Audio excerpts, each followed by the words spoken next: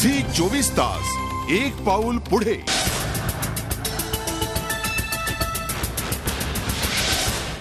बातमीपत्रामध्ये स्वागत।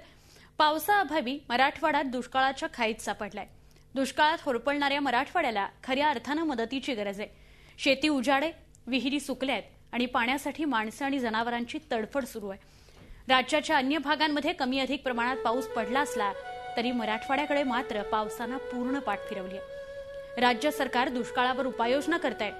शरद पवारांनीही काल मुंबईत आढावा घेतलाय।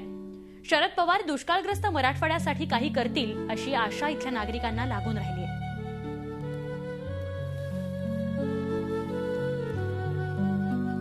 आता तरी पावसानं मराठवाड्याकडे पाठ फिरवलेली आहे। आढावा घेतला आमचे प्रतिनिधी विशाल करोळे यांनी।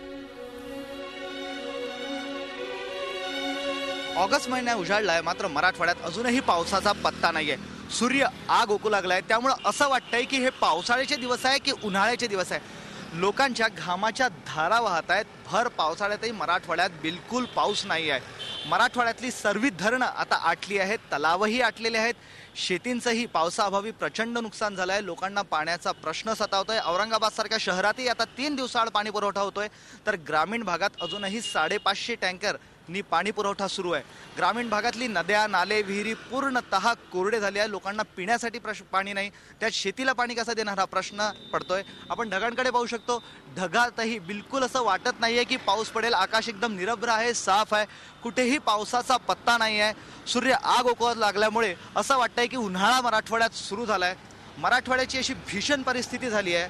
खरंच मराठवाड्याला आता गरज आहे फक्त पावसाची। केंद्रीय कृषी मंत्री शरद पवारही मराठवाड्याला मदत करणार, महाराष्ट्राला मदत करणार असं म्हणतायत। त्यामुळे मराठवाड्यातील शेतकऱ्यांचे डोळे आता सरकारच्या मदतीकडे आणि पावसाकडे लागले।